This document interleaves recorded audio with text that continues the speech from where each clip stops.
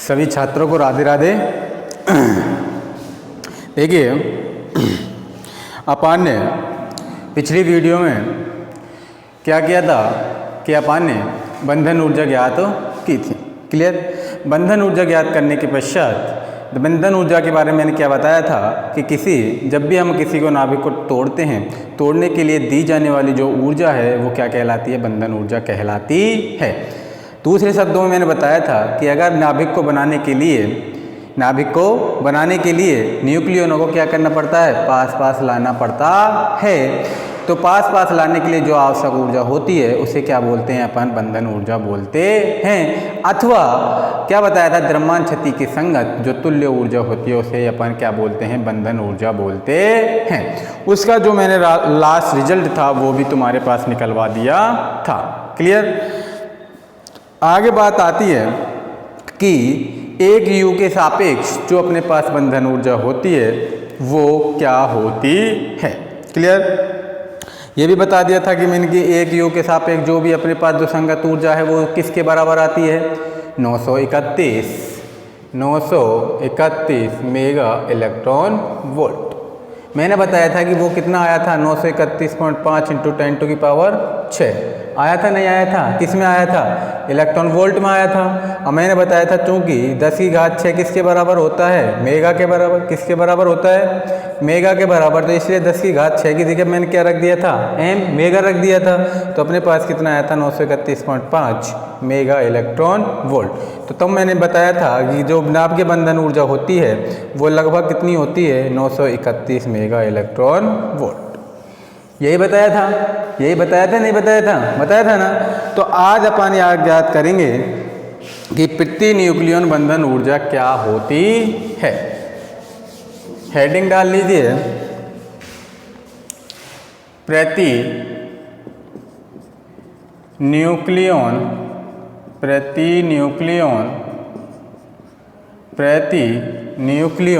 बंधन ऊर्जा। प्रति न्यूक्लियन बंधन ऊर्जा हेडिंग डाल लीजिए। और पहले तुमको सुनना है पूरा कि प्रति न्यूक्लियन बंधन ऊर्जा क्या होती है। देखिए, प्रति न्यूक्लियन बंधन जो ऊर्जा होती है वो क्या होती है कि जो अपने पास जो नाभिकीय जो बंधन ऊर्जा होती है, क्या होती है? नाभिकीय बंधन ऊर्जा होती है, उसी की द्रव्यमान संख्या के भाग के बराबर होती है। या ऐसे भी कह सकते हो कि नाभिकीय बंधन ऊर्जा में उसकी द्रव्यमान संख्या से भाग देने पर प्राप्त राशि क्या कहलाती है? प्रति न्यूक्लियन बंधन ऊर्जा कहलाती है। अपन इसको कैसे डिनोट करते हैं? Del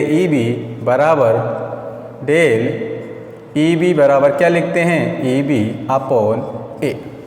clear. ये क्या होती है? अपने पास प्रति न्यूक्लियन बंधन ऊर्जा होती है। क्या बोलोगे कि नाभिकीय EB तो क्या होती है? नाभिकीय बंधन ऊर्जा। क्या होती है? नाभिकीय बंधन ऊर्जा। और ये क्या होता है अपने पास? द्रव्यमान संख्या। क्या होती है? द्रव्यमान संख्या। क्लियर। बताया है मैंने। और इसको ही अपन क्या बोलते हैं? प्रति न्यूक्लियन बंधन ऊर्जा। क्या बोलते हैं? प्रति न्यूक्लियन बंधन ऊर्जा। तो अपने पास क्या हो गया? प्रति न्यूक्लियन बंधन ऊर्जा बराबर EB/A। अर्थात नाभिकीय बंधन ऊर्जा उसी की द्रव्यमान संख्या से भाग देने पर प्राप्त राशि क्या कहलाती है? प्रति न्यूक्लियन बंधन ऊर्जा कहलाती है। क्लियर सबको।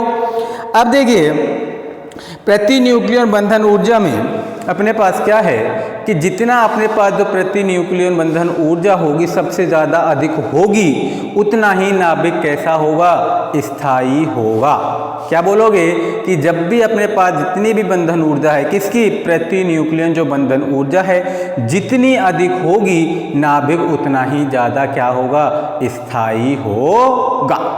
क्लियर। दूसरी बात हमारे पास ये आती है, अपन एक ग्राफ बनाएंगे, उससे ये निष्कर्ष निकलते हैं। जो निष्कर्ष निकलते हैं वो मैं तुमको पहले बता देता हूँ कि क्या क्या निष्कर्ष निकलते हैं। फिर मैं उनको लिख के फिर दोबारा मैं बता दूंगा। क्लियर? पहली बात तो ये आती है कि प्रति न्यूक्लियन बंधन ऊर्जा जितनी ज़्यादा अधिक होगी नाभिक उतना ही ज़्यादा क्या होगा, स्थायी होगा। अगर हम किसी नाभिक को उसके द्रव्यमान से तोड़ देते हैं, क्या जोड़ देते हैं कि किसी भी अपन नाभिक को लेते हैं और नाभिक में जो भी अपने पास उसकी जो द्रव्यमान संख्या है, अगर उसको तोड़ने के लिए जितना भी अधिक अपन ऊर्जा लेंगे उतनी ही प्रति न्यूक्लियन बंधन ऊर्जा क्या होगी, बढ़ेगी। नाभिक को तोड़ने के लिए जितनी ऊर्जा की आवश्यकता होगी उसके लिए नाभिकीय ऊर्जा क्या होगी, अपने पास बंधन ऊर्जा बढ़ेगी। और बनाने के लिए प्रति न्यूक्लियन बंधन ऊर्जा क्या हो जाएगी, कम हो जाएगी। क्लियर? तो पहले लिखिए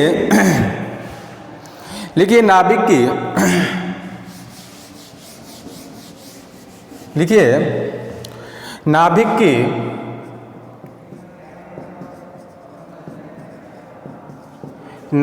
की बंधन ऊर्जा, नाभिक की बंधन ऊर्जा में, नाभिक की बंधन ऊर्जा में इसकी द्रव्यमान संख्या से भाग देने पर प्राप्त राशि प्रति न्यूक्लियन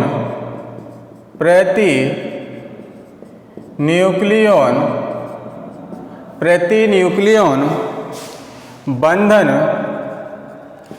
ऊर्जा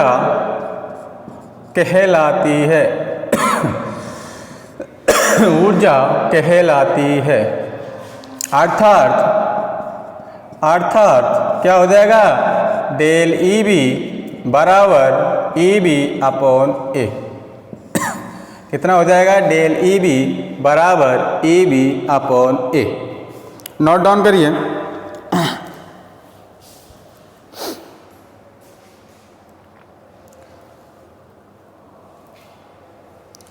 ई बी अपॉन ए। अब इसके लिए एक फिगर बना लेना। यहाँ पे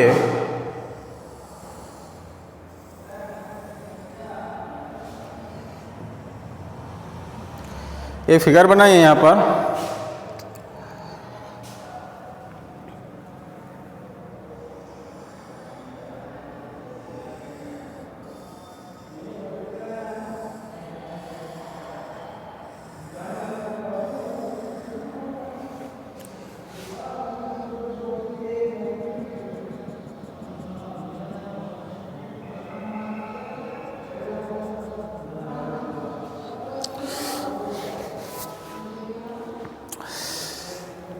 इस पे लिख देना 20, 40 और 60। इधर लिख देना ए, इधर साइड लिख देना 8.5 मेगा इलेक्ट्रॉन वोल्ट। क्लियर? और इसको लिख देना यहाँ तक। क्लियर? अब यहाँ पे लिख देना आयरन 20, 40, 60 आयरन लिख दिया। ये अधिकतम होने के पश्चात ये क्या हो गया, निकल हो गया। ये कौन सा दिशा में जाता है अपने पास, एक्स दिशा में, और ये अपने पास कौन सी दिशा में जाता है, वाई दिशा। क्लियर? ये बनाइए जल्दी।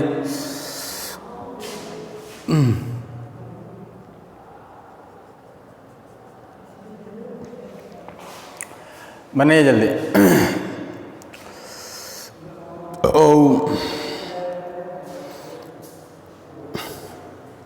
बनाइए जल्दी जल्दी बना लीजिए।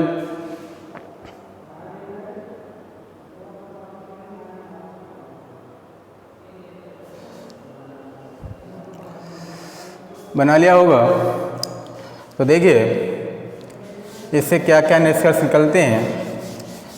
देखिए मैंने तुमको पहले बताया था कि जितनी ज़्यादा अपने पास बंधन ऊर्जा होगी उतना ही नाभिक कितना होगा, ज़्यादा स्थायी होगा। क्लियर? जितनी अपने पास प्रति जो अपने पास नाभिक जो ऊर्जा अधिक होगी उतना ही ज़्यादा अपने पास क्या होगा, नाभिक स्थायी होगा। क्लियर? तो देखिए लिखिए किसी नाभिक के लिए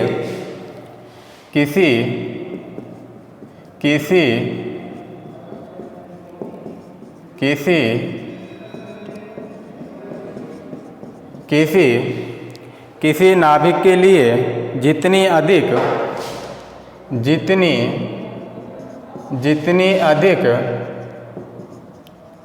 प्रति न्यूक्लियन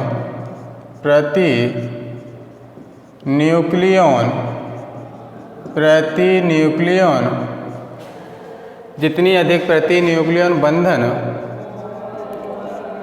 बंधन ऊर्जा होगी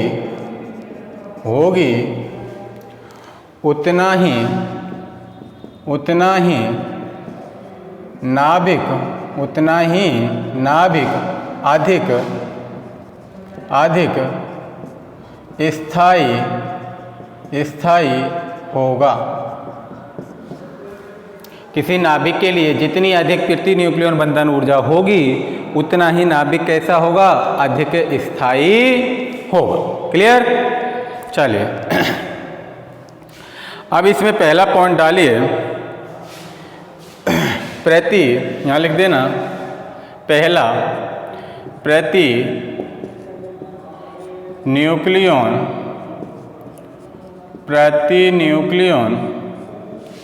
बंधन ऊर्जा,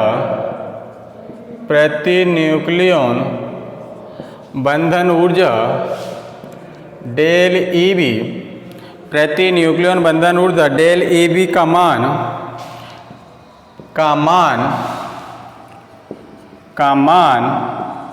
पहले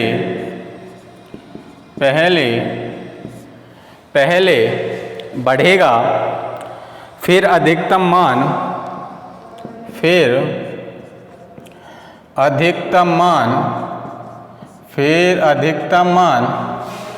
प्राप्त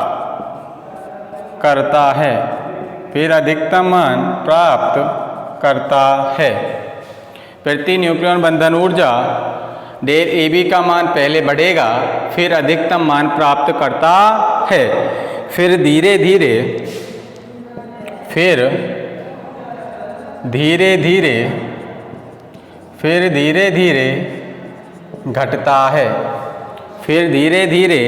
घटता है। जिन नाभिकों के लिए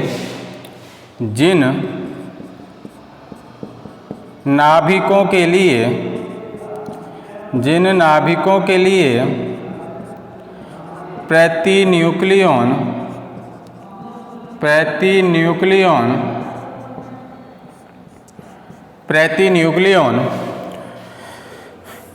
न्यूक्लियन से जिन नाभिकों के लिए प्रति न्यूक्लियन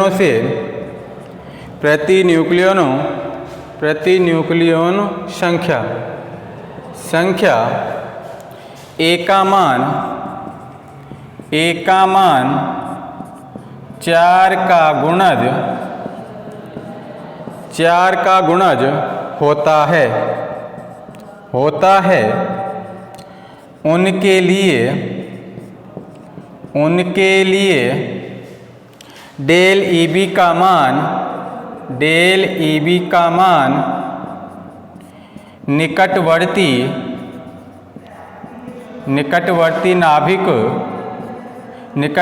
नाभिकों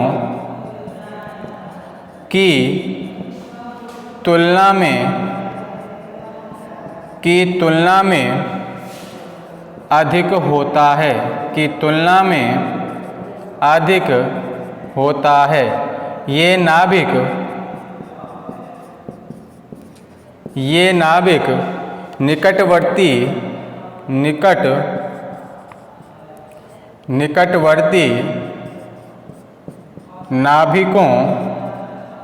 निकटवर्ती नाभिकों की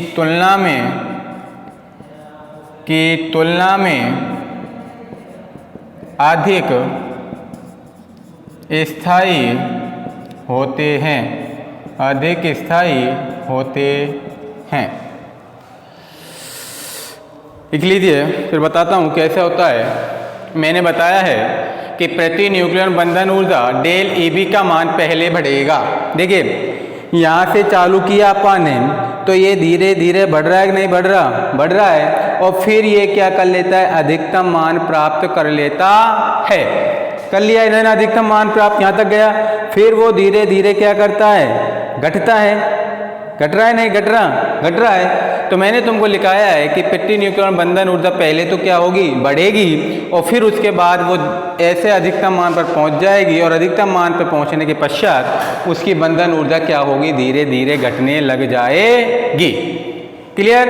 और जहाँ पर अपने पास प्रति न्यूक्लियन जो बंधन ऊर्जा है, अगर वो 4 का गुणज है, जब भी कोई अपने पास प्रति न्यूक्लियन संख्या होगी, अगर उसका A का मान 4 का गुणज है, तो उनके लिए डेल Eb का मान निकटवर्ती नाभिकों की तुलना में क्या होगा? अधिक होगा। क्लियर? और नाभिक निकटवर्ती नाभिकों की तुलना में कैसा होता है? ज़्यादा स्थायी होता है। जो भी अपने पास नाभिक होगा, और जिस नाभिक की जो प्रति न्यूक्लियन बंधन ऊर्जा है, अगर वो 4 की गुणज है, तो वो निकटवर्ती नाभिकों की तुलना में कैसा होगा? ज़्यादा स्थायी होगा। क्लियर? चल, अब इसके लिए दूसरी बात लिखिए।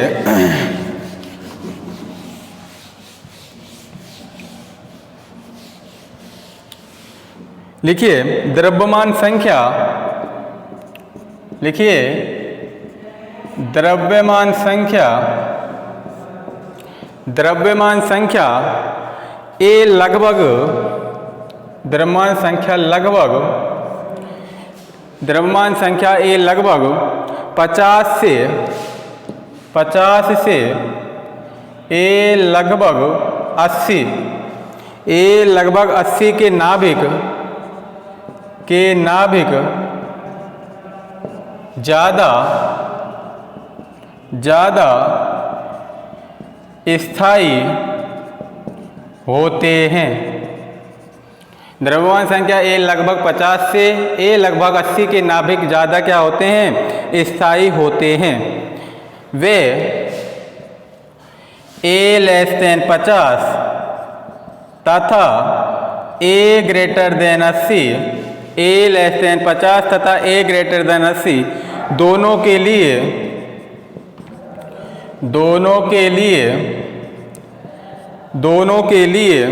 बंधन ऊर्जा, दोनों के लिए बंधन ऊर्जा घटती है, दोनों के लिए बंधन ऊर्जा घटती है।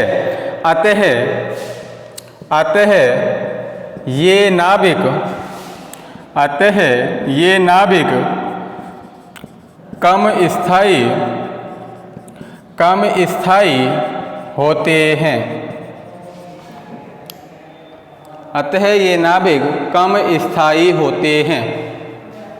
क्लियर? क्या लिखा है मैंने कि द्रव्यमान संख्या A लगभग कितना? 50, और A लगभग 180 के नाभिक क्या होते हैं? ज़्यादा स्थायी होते हैं। देखिए 50 कहाँ आ रहा है तुम्हारा?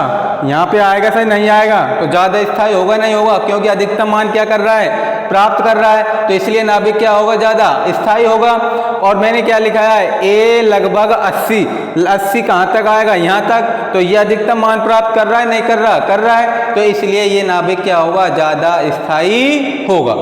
अब मैंने दूसरी बात लिखाई है कि A less than 50, A less than 50, अगर A का मान 50 से क्या है? कम, तो उसके जो नाभिक है वो कम स्थायी होगा।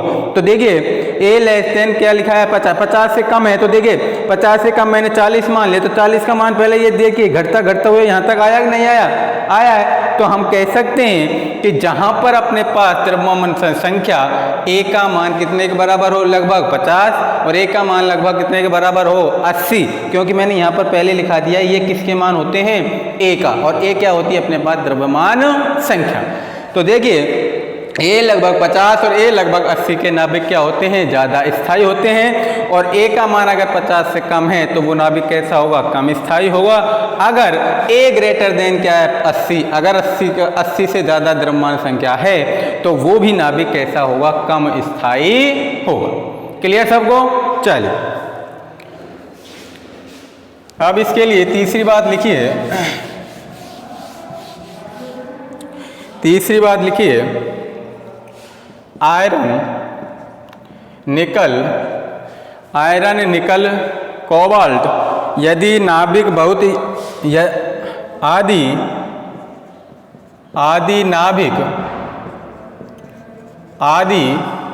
आयरन निकल कोबाल्ट आदि नाभिक बहुत अधिक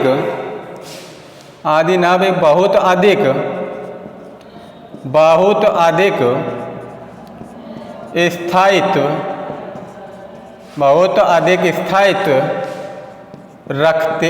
रखते हैं, बहुत अधिक स्थायित्व रखते हैं। निकल के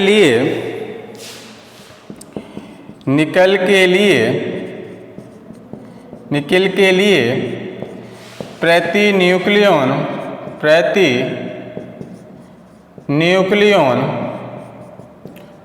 न्यूक्लियन बंधन ऊर्जा 8 मेगा इलेक्ट्रॉन वोल्ट होती है। निकल के लिए प्रति न्यूक्लियन बंधन ऊर्जा 8 कितनी लिखाई थी उसमें, 8.8 मेगा इलेक्ट्रॉन वोल्ट होती है। यह प्रकृति में सर्वाधिक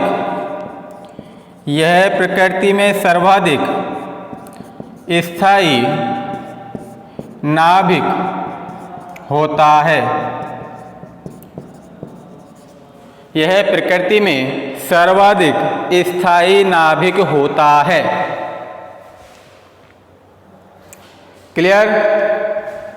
कि आयरन निकल कोबाल्ट आदि नाभिक कैसे होते हैं, बहुत अपना स्थायित्व रखते हैं, लेकिन उन्होंने एक ऐसा है कि निकल की जो अपने पास प्रति न्यूक्लियन जो बंधन ऊर्जा होती है वो कितनी होती है, 8.8 मेगा इलेक्ट्रॉन वोल्ट।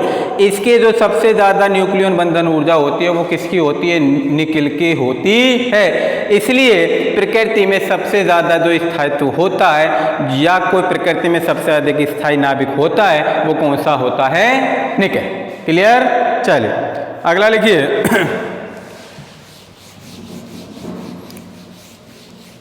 क्योंकि मैंने तुमको यहाँ पे डिनोट करवाया था 8.8 मेगा इलेक्ट्रॉन वोल्ट सबसे ज़्यादा है, तो इसलिए निकल की जो अपने पास प्रति न्यूक्लियन बंधन ऊर्जा वो कितनी है, 8.8 मेगा इलेक्ट्रॉन वोल्ट। तो प्रकृति में सबसे ज़्यादा क्या होगा, स्थायी नाभिक हो। अगली लिखिए, यदि कोई भारी नाभिक यदि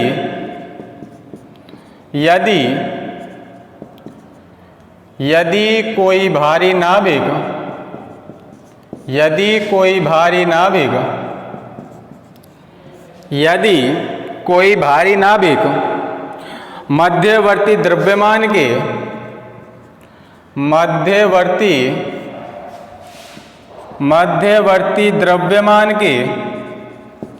यदि कोई भारी नाभिक मध्यवर्ती द्रव्यमान के दो नाभिकों में टूटता है तो द्रव्यमान के दो नाभिकों में टूटता है तो बंधन ऊर्जा का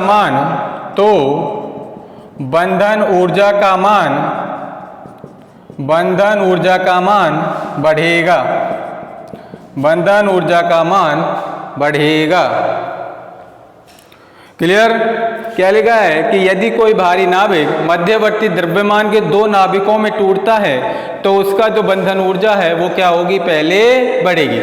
इसी बात से अपने पास एक बात स्पष्ट होती है कि यदि कोई भारी नाभिक दो बराबर भागों में से बनाने के पश्चात उसकी बंधन ऊर्जा क्या हो जाएगी, घट जाएगी। क्लियर? एक लास्ट पॉइंट लिख लीजिए इसका, लिखिए पांचवा, लिखिए यदि कोई भारी नाभिक, यदि कोई भारी नाभिक, यदि कोई भारी नाभिक, या ऐसे लिख लीजिए, यदि कोई दो हल्के नाभिक, यदि कोई दो हल्के नाभिक, यदि कोई दो हल्के नाभिक संयुक्त होकर, संयुक्त होकर, संयुक्त होकर मध्यवर्ती, मध्यवर्ती, मध्यवर्ती भारी नाभिक, मध्यवर्ती भारी नाभिक बनाते हैं, बनाते हैं, तो उनके लिए, तो उनके लिए बंधन ऊर्जा का मान, तो उनके लिए बंधन ऊर्जा का मान घटेगा, तो उनके लिए बंधन ऊर्जा का मान घटेगा, तो उनके लिए बंधन ऊर्जा का मान घटेगा। अगर एक मैंने क्या लिखा है कि अगर कोई भारी नाभिक है वो टूटता है तो उसके लिए जो बंधन ऊर्जा होगी वो क्या होगी, बढ़ेगी।